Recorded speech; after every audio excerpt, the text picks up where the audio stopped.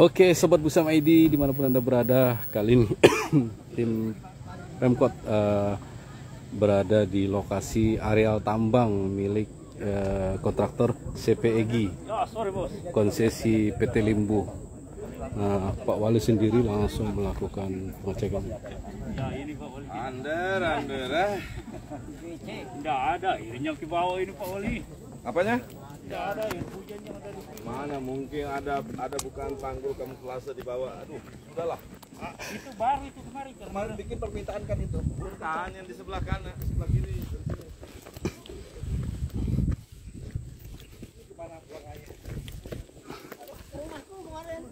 Rumahku kemarin airnya. Assalamualaikum. Kalau air hujan kemarin Pak Wali. Ya, tapi sebenarnya nggak ada pembenahan. Karena sebelumnya kan hujan kan baru ini. Ya kalau nggak ada hujan ya nggak ada air Pak.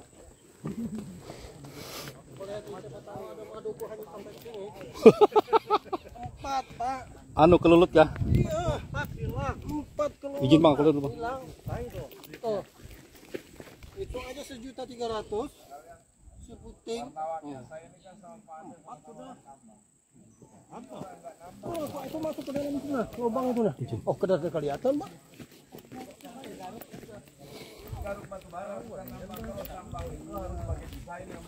Ini dioleng. Tapi saya bisa pahami mungkin sudah David ini baru pandai Mas ya. Itu bajunya aja masuk baju IPC dia pakai tuh. itu logonya logo IPC dia pakai tuh. Sebenarnya nih Pak Uli ada desainnya. Ini ada bandnya nih Pak Uli. Cuma karena ini pasir berair, jadi pas hujan pecah. Ada.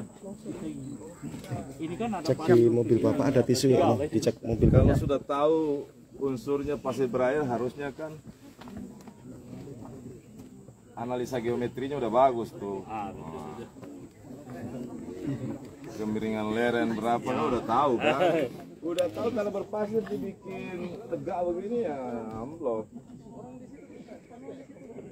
Ini sudah salah ini. Dia punya kemiringan aja sudah jauh. Ini bisa bikin misalnya kalau itu nambang, ambil kena aksanya. Mas, hati-hati Mas. Longsor nih. Ini kalau longsor kayak gini. Jokis. Mas Jokis. Dipnya kalau ini. Selamatkan Jokis. Jadi teman-teman wartawan dari perjalanan tadi ke bawah itu bekas pit yang di bawah ya? Bukan. Apa di bawah? Pit kita baru ini aja. Enggak yang setelah turun nih? Memang punya anu dia. Punya 77 dulu. Hah? 77 ya dulu. lain punya. Yang mana? PT anu Inta. Yang mana? Inta tamban juga dulu? Enggak. Itu krik itu Pak Uli. Krik. Oh, krik. Ya, betul. Bukan lubang tambang itu. Baru ini yang dibuka ini.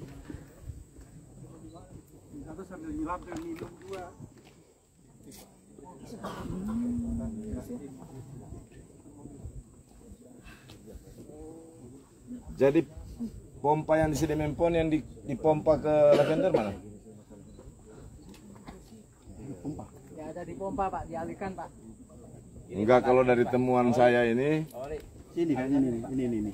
Nah. Dialirkan aja nggak ada pompa. Iya, artinya pada saat itu kan dia pasang pompanya kan. Tarik atas. Iya enggak, Nek? Enggak, kalau kita pompa ini Pak Wali ke sana dia.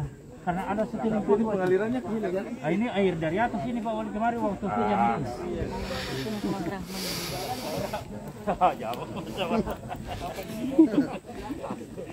Sulit sama teman ini.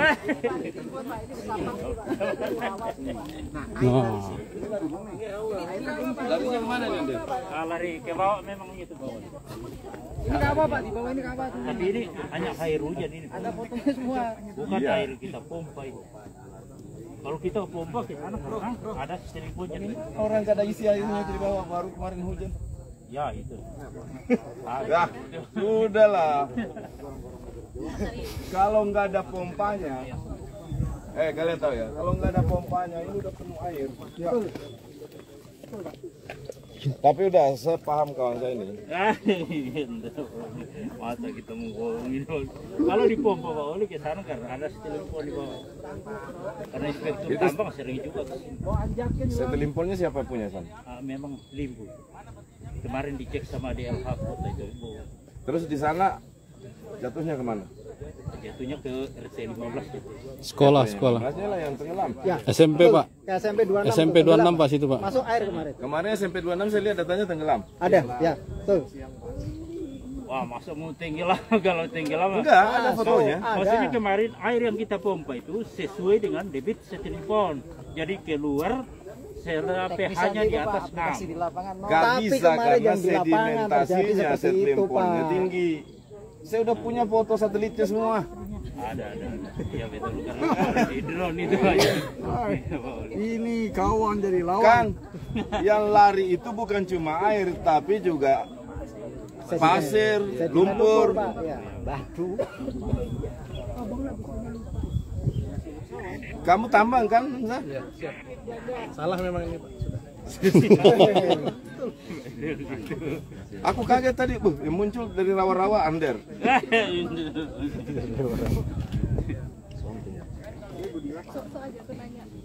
Tadi kalau bukan Ander itu udah mau putar ya. Kunci dia tadi itu. Ini bos kami dulu di Palawan. Jadi gimana Pak Wali? Hasilnya? Jadi seperti yang saya sampaikan tadi kan, ini baru keterangan resmi ya. Pasti kalian tadi banyak rekan-rekan yang nggak aneh-aneh itu ya. Bener Pak. Oke. Ya, kita lihat sekarang dari hasil tinjauan lapangan kita. Pertama, terkonfirmasi bahwa PT Limbu itu RKB-nya 2022. Itu yang CV ya? Ya, CP Pak. CV Limbu RKB-nya 2022. Itu RKB yang disertai dengan kuota. Ya betul. 150.000 ton Setahun. setahun. Ya. Nah.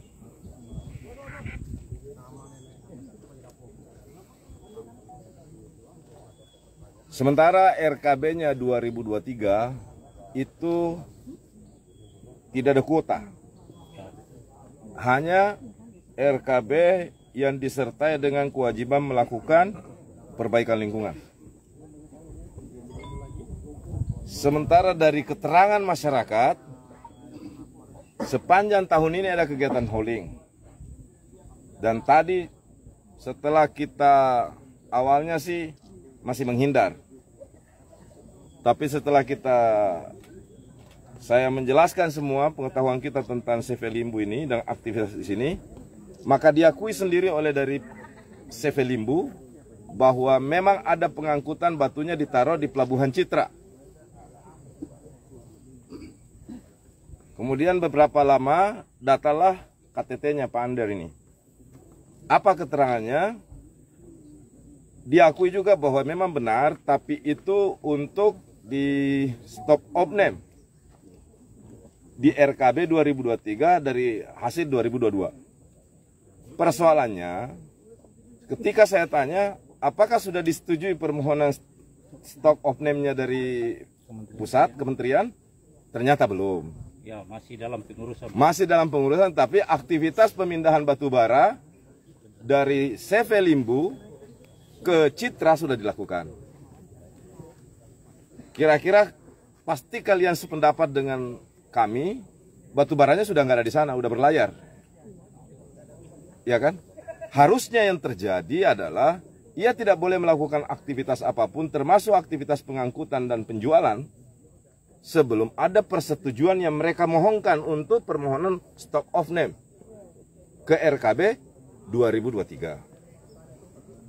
Berarti mereka melakukan kegiatan yang tidak didasari oleh RKB. Sehingga kegiatan tersebut adalah ilegal. Nah, keterangan ini saya serahkan kepada pihak kepolisian dan kejaksaan. Karena itu wilayah hukum. Saya dan teman-teman dari provinsi, kota, Hari ini turun DLH Provinsi, DLH Kota, BPBD Provinsi, BPBD Kota, termasuk yang kita undang PU Provinsi dan PU Kota. BWS juga hadir bersama kita dalam rangka untuk melihat pasca kejadian banjir. Dan kita mau tahu nih, kenapa ada kejadian banjir sebesar itu? Karena dari sisi teknis terhadap upaya yang sudah dilakukan oleh BWS penanganan banjir di daerah dan kawasan di sekitar sini, begitu pula penanganan banjir yang dilakukan oleh PU Provinsi, juga dilakukan oleh PU Kota, harusnya kejadiannya tidak seperti yang kita lihat tanggal 16 itu. Seperti yang saya sampaikan keterangan kemarin, dari awal kami menduga, mencurigai ada sesuatu di luar hanya karena faktor hujan. Ternyata setelah saya periksa, kemarin kita tampilkan drone, bagaimana aktivitas tambang di sini sampai ke Lavender, termasuk melakukan analisa terhadap aliran air, dilengkapilah dengan data-data yang kita bisa peroleh hari ini. Tadi saya sudah sampaikan, kita jumpai pada pit aktifnya CV Limbu, yakni D1.1 dan D1.2 untuk di sektor Talansari. Luasnya kurang lebih 2,61 hektar. Yang disertai dengan disposal OB, overburden ya, D1.2A.2B. Didapati bahwa air itu dialirkan ke sedimen pond menuju folder Lavender. Run off dari disposal masuk ke sedimen pond menuju folder Lavender. Dan air dari Lavender menuju jalan Lazada, memotong jalan poros Mugirejo, juga langsung ke Handil Kopi. Jadi selama ini jika ada masyarakat bertanya, kenapa setiap kali curah hujan tinggi di daerah sekitar sini, ada genangan di Mugirejo dan ada genangan di Handil Kopi, salah satu kontribusi limpasan air dari sini. Lalu pada peristiwa tanggal 16, kenapa terjadi begitu dahsyat? Karena jebol lavendernya. Pertanyaannya, kenapa jebol lavendernya? Karena air dari tambang itu tidak hanya mengirim air, tapi juga mengirim lumpur dan pasir. Artinya ini disengaja dialirkan ke perumahan atau seperti apa? Ada, tadi diakui kan PT Inta melakukan perjanjian dengan CV Limbu. Tadi kan ada perjanjiannya. Kalau teman-teman tadi meminta, saya meminta, kalau mereka cinta masyarakat, batalkan perjanjian itu. Karena sesuai dengan undang-undang pertambangan dan kaidah pertambangan yang baik, good mining practice, mereka tidak boleh mengalirkan apapun ke Lavender. Karena Lavender itu adalah fasilitas folder perumahan. Mereka harus punya water engineering sendiri yang langsung dialirkan ke sungai atau kemana yang tidak menyebabkan keresahan di masyarakat. Satu itu ya. Jadi saya mohon pada pihak kepolisian dan kejaksaan untuk menelusuri satu dari sisi hukum tambang. Jadi ini ada 3 masalah yang harus kita selesaikan. Seperti yang kami bahas kemarin bersama di Balai Kota. Satu, masalah dugaan pelanggaran hukumnya kegiatan ini. Yang kedua, menyangkut penanganan pasca tambangnya. Pasca banjirnya. Nah, untuk penguatan tanggul di Lavender, insya Allah BWS yang akan turun. Tapi juga aktivitas penguatan tanggul dan perkuatan safety bench di area tambang ini, mereka harus lakukan. Satu karena peristiwa tanggal 16 itu. Yang kedua, RKAB-nya untuk tahun 2023 memang diperuntukkan hanya dan terbatas untuk kegiatan perbaikan lingkungan, bukan untuk kegiatan penambangan batubara. Karenanya tidak diberi kuota untuk menambang. 2022 saja hanya mereka diberi kuota 150.000. Kenapa 150.000? Saya tadi sudah sampaikan. Dari luas 1.209,20 hektar IUP Sifilimbu ini, hanya 698,79 hektar yang dinyatakan layak tambang. Sementara 510,41 dinyatakan tidak layak tambang. Tapi saya dan teman-teman BWS, PUPR, baik kota maupun provinsi, Perkim, DLH, baik kota maupun provinsi, tidak dalam kapasitas untuk memeriksa mana lahan yang layak tambang dan mana yang tidak layak tambang. Tapi hampir 50%, 600 kurang lebih yang layak tambang dan hampir 500 yang tidak layak tambang.